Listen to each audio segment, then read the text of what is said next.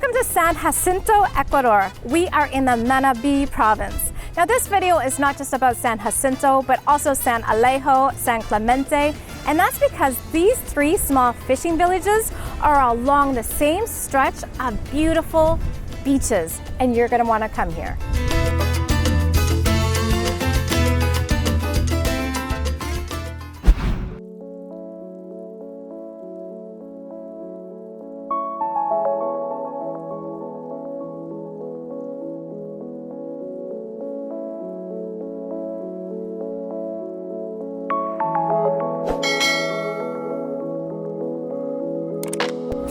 All right, cottage number 4. Come in, you have a full kitchen, full fridge, table, which is great, and you need to do some work, microwave. Here you've got all of the plates and everything that you need. And then, oh look, who's that right there? That's me. You've got a TV, it's a smart TV, so it connects to YouTube. There's this bed, more shelving, air conditioning and fan. And then through here you have a second bedroom, so 2 beds here, lots of space. And then this big bathroom with so many towels, which is amazing. This giant shower.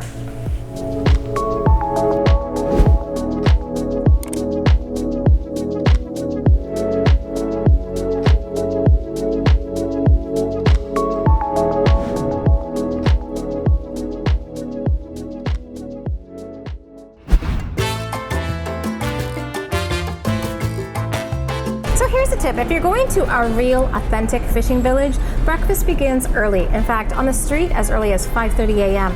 We decided to get it at 10 a.m. Too late. The nice thing is, lunch also is early. It begins at 11:30 a.m. and we are at Risas del Mar. Now it is a beautiful restaurant, very clean.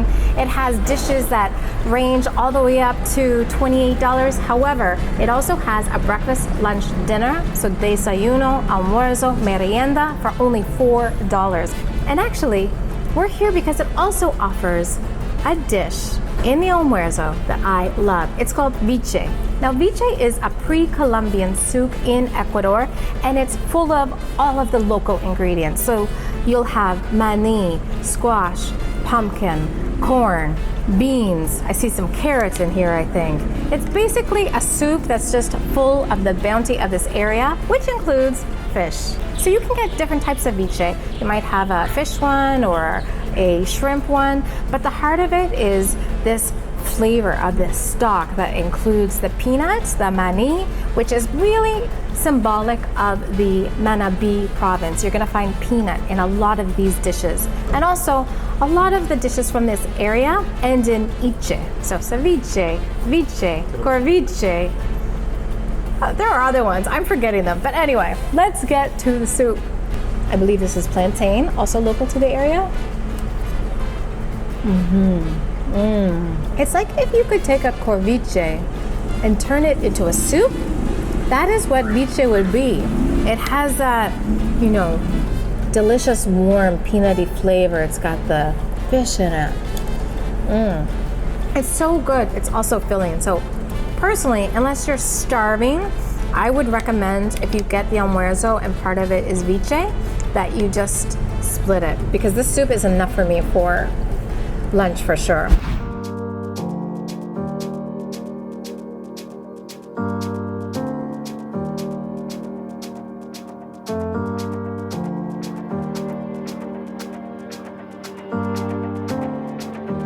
So we've driven through San Clemente all the way down to Punta Bikini, or Bikini Point. And it's very easy to see the difference between San Jacinto and San Clemente. So San Jacinto, there's not as much infrastructure. So sidewalks, paved roads.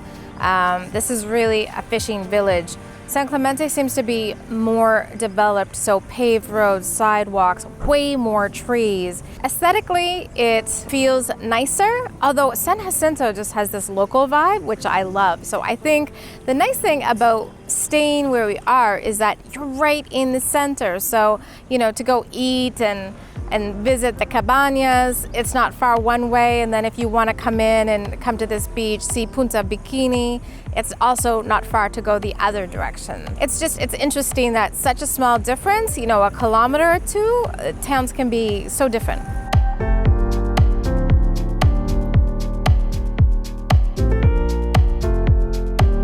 One in 1,000 survives, so we need to protect them.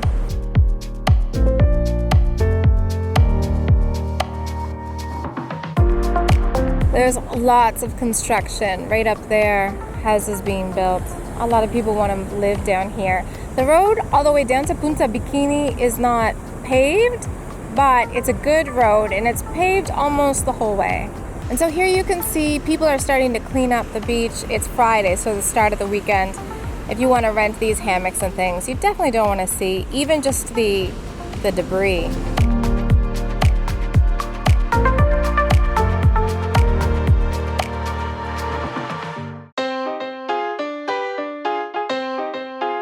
So we're at one of the most popular places to have dinner in the area. It is called Doña Costilla or Doña Ribs.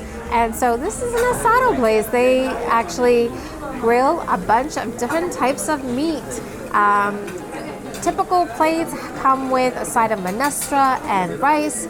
They've got chicken and longanizo, which is a sausage typical to the area. We are getting ribs, pork ribs for $6.50. And then also, if you are feeling like a little bit more, you can get some sides. They've got some French fries, salchipapas. They also have yuca fingers and some other things. So there's lots of different kinds of food here. You definitely have to come here not hungry because they are so busy. You're gonna have to wait just a little bit. But everyone says it's one of the best places to eat in town. All right, so you have the minestra and rice. And then you have the costillas, some patacones, and some salad. This is $6.50. So also here, same disinfection. They bring you a glass that has been run through the dishwasher that shows you that the cutlery has been disinfected.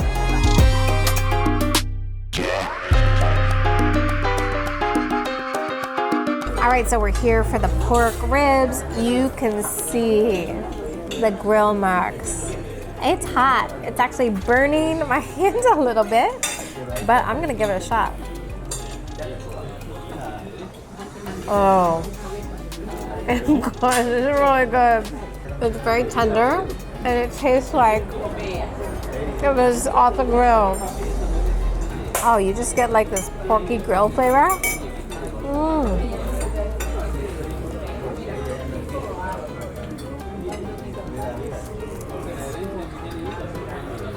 That was a bunch of fat that I just bit into. But otherwise, even the fat tastes good. I think it's so good.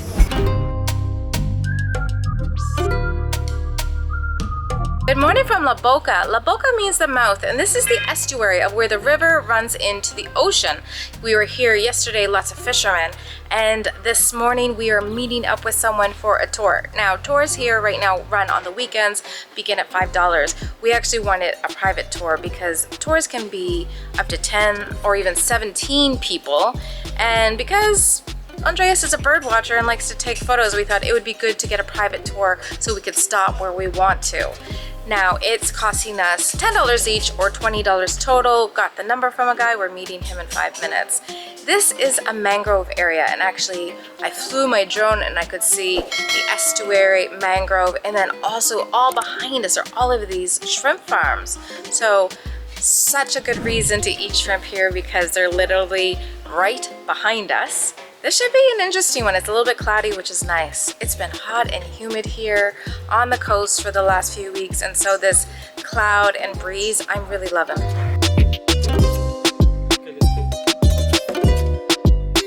So when you get to La Boca,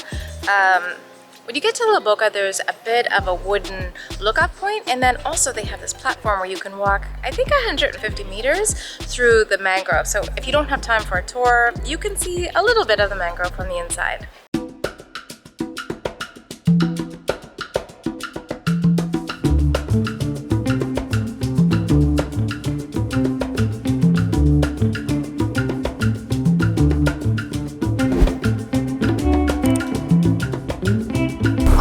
wood here that you see, which is on the beach of the ocean, it's coming in from the river. So it's a constant battle for residents and the municipality to actually gather it and clean it, because no one wants to have a beachfront that looks like this. We were at the entrance of La Boca, but inevitably someone said to us that the ocean throws out what doesn't belong to it, and part of that is all of this wood. So they are gathering it and then they bring big trucks to pick it up.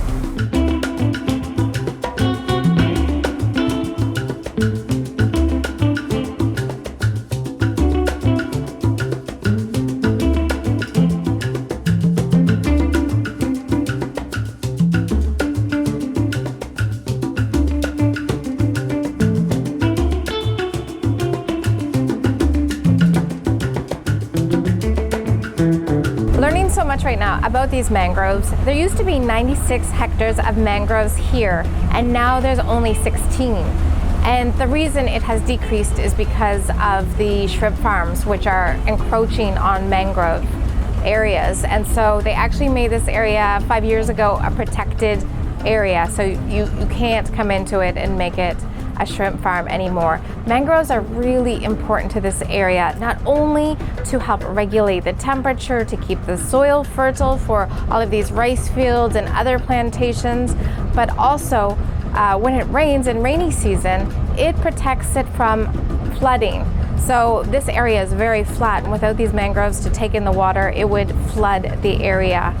And so it produces a lot of benefits for the region, and hopefully they can keep that last 16 hectares.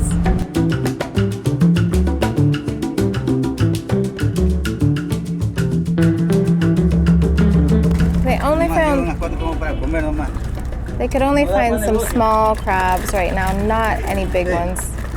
So when they're small like this, they don't actually sell them, they just eat them. They're not good for the market.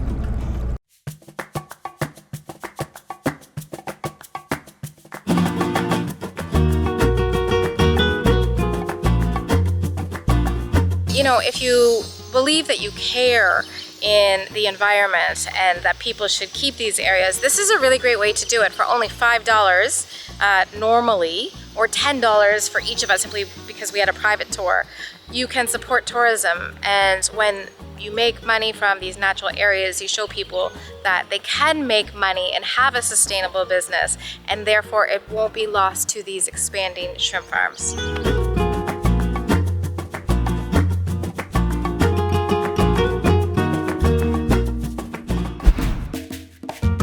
So if you're up early, you can try a very local treat, encebollado. Encebollado is a breakfast soup in Ecuador. It's originally from the coast, although you'll find it all over Ecuador. I personally only eat it on the coast. So it has fresh albacore tuna. It's got lots of onions, which is why it's called encebollado. You'll find yuca in it. The stock is usually very hearty. Sometimes it's a little bit thick. Everyone does it a little bit differently. Now, here, there are two spots that do it. They have these little stalls that open up first thing in the morning. It starts at 5:30 a.m. and they go until they sell out. Yesterday, the spot where I am right now at 10 a.m. was already sold out, and the other one was closing. So you really do want to get here earlier, because I think these spots are just for people who are getting up early, the fishermen who then come in and then they want some soup. Fresh tuna. This is really good. I love soup for breakfast. So with your encebollado, you're gonna get chifles. Chifles are sliced fried plantains. They're basically like plantain chips. What you do is you crumble them, you put them on top. It's a nice textural difference, but don't put your whole bag of chifles on at once. You want to have that crunchiness with the soup. And then actually what's cool about it is when you're done, you almost have like this plantain cereal, and it's just really tasty. I'm gonna check on the price, but I would expect this to be under $2. Now this small encebollado is $1.50. If you're really interested in trying the best encebollado in all of Ecuador, I have a video dedicated to it, to my favorite. A whole video on encebollado and a little bit of bollo, which is also a very traditional dish from the coast, and I will link to it below. Breakfast is served between 8 and 10 a.m. Also, there's water, coffee, tea throughout the day, all free. And because I have special needs to film, they actually put me over here, which is lovely. I love this space. All right, let's talk about this breakfast. So I've got yogurt, granola, fresh orange juice, coffee, water. Got some fruit, some watermelon there. And then here I have a little mini bologna with chicharron, eggs, pan de yuca, cheese, and tomato. This is a feast, a breakfast feast. So we have so many things that look so good here for breakfast. I don't even know where to start. Well, actually I do know where to start. A little pan de yuca is a great way to start the day. Cheesy, a little salty, so good. So this is a bologna de verde, which is mashed green plantain. It's got some chicharron in here, so pork. Normally they're very big. This is a manageable sized one.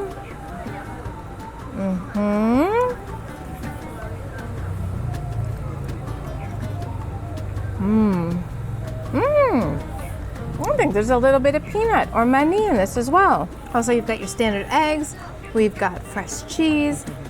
Cheese in Manabí is known to be one of the best in the country. Some tomatoes, some fruit, some yogurt, some granola.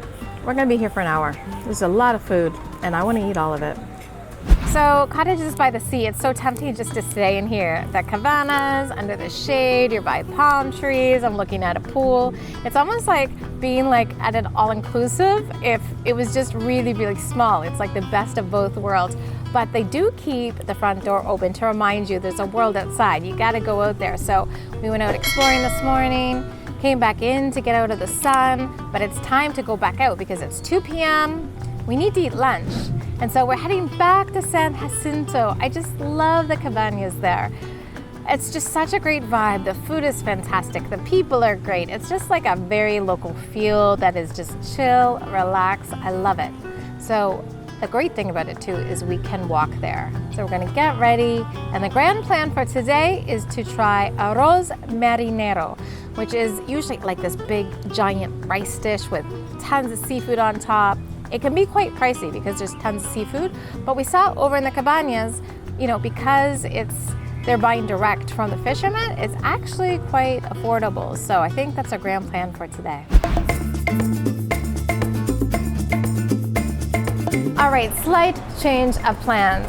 As we were heading out, I thought maybe I should ask the staff that works at Cottages by the Sea where they thought the best arroz marinero was, and it's not in the cabañas. So they gave me two options. One, which is Hotel Jacinto, which overlooks the water. We almost went there, and then Andreas was like, it's a good view, but do we really want to eat in a hotel? And that's true. And then second, El Atardecer, which was just 2 blocks up. I can see Hotel Jacinto from here. It has a beautiful view also of the ocean. It's known to have a fantastic almuerzo, a set lunch, and actually there are a lot of people here, so I think this is going to be a good lunch. Arroz marinero is also called arroz con marisco, and it's basically a rice that has every type of seafood that's available. It's one of the pricier dishes on the coast. Here it's $10. Loving the tradition here of serving cutlery with boiling water put over top of it. It just shows that everything is disinfected.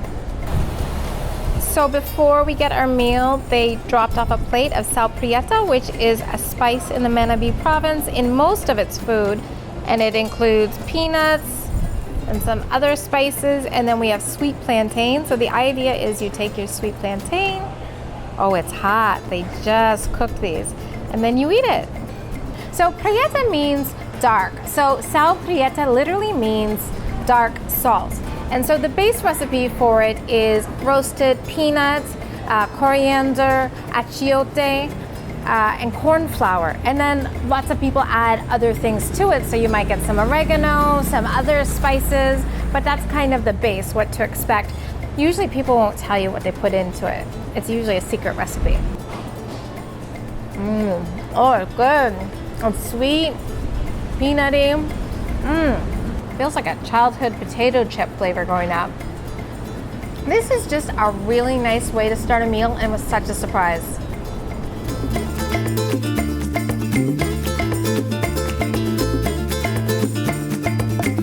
All right, so we already started to dig into this, and then I remembered, oh wait, I have to explain what this is.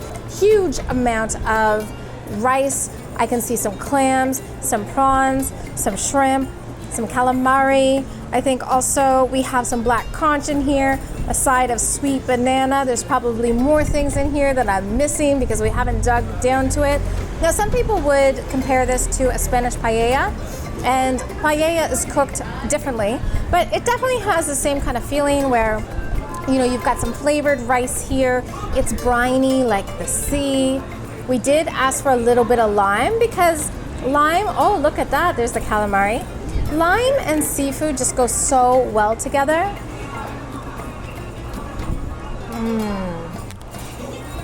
Eating this briny, bright seafood, looking out onto the ocean.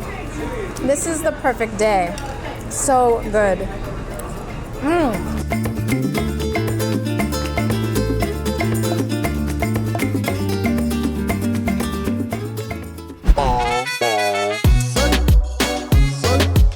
So this sign here is really interesting. It's the Casa de Encebollado, which I think is actually right behind me. But then also it tells you where everything else is in San Jacinto. And then it says down here, 50 years of abandonment. So it seems like this town, this village has been on its own for quite a while. Lots of street art around here, and a lot of it includes different kinds of beetles. I saw a beetle last night that actually I think looks like that. It was crazy. At first the cat was chasing it, and then it was chasing the cat.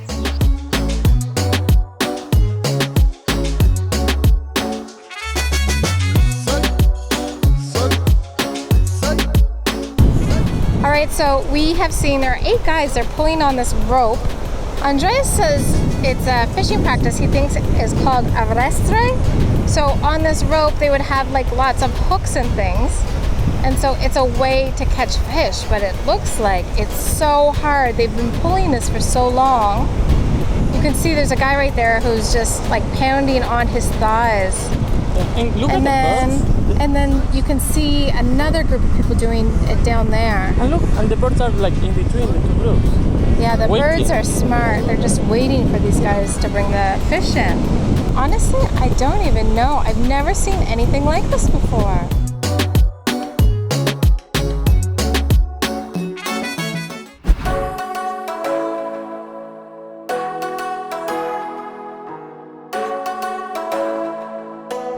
And then also you've got all of these little hammocks. It's a cool little spot. Andreas decided that it was hot, and so we're getting a beer.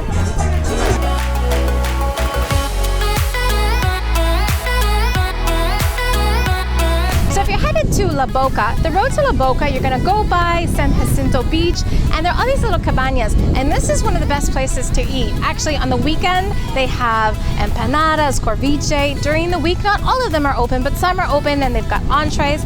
Also, you've got this little place called Caída el Sol, or Sunset. And the owner here, it's not the weekend, but he was open because he's having a family birthday party. And he was so lovely, sold us a beer. He only sells beer here, nothing else, but also shared with us some of the prices and how things work in the area. So the hammocks are only $1 for the day. And then they have these little covered chairs, 5 chairs. Again, only $5 for the day. It is fantastic. And then he took the time to explain to us the fishermen. So he drew it in the sand and said, basically it's what we thought. They are taking a big net, there's a boat in the front and groups of 8 on both sides, and they take the net and they basically pull it in by hand. It's local people that do this. They don't do it every day, but I've never seen that anywhere. This is a really interesting place.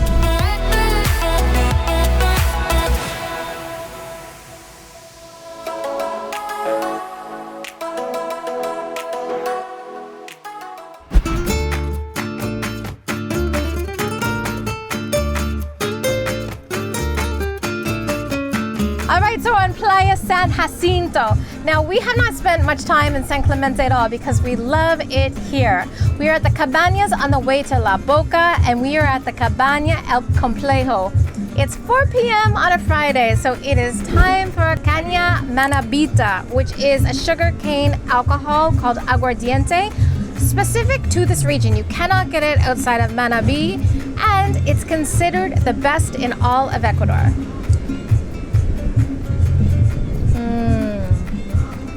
It tastes like weekends.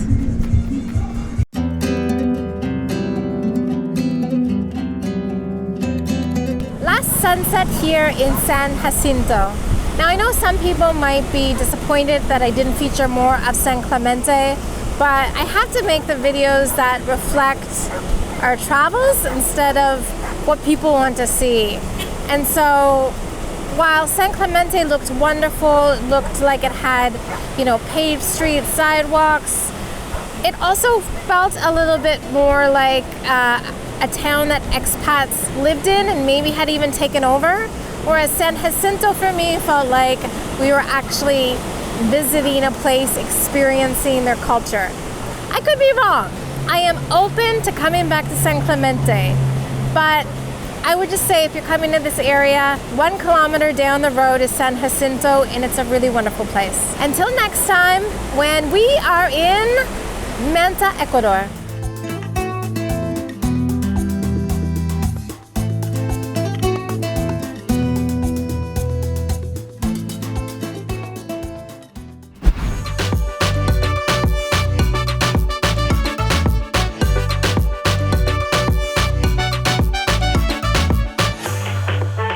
Join my Patreon community for more behind the scenes and exclusive content you won't find elsewhere.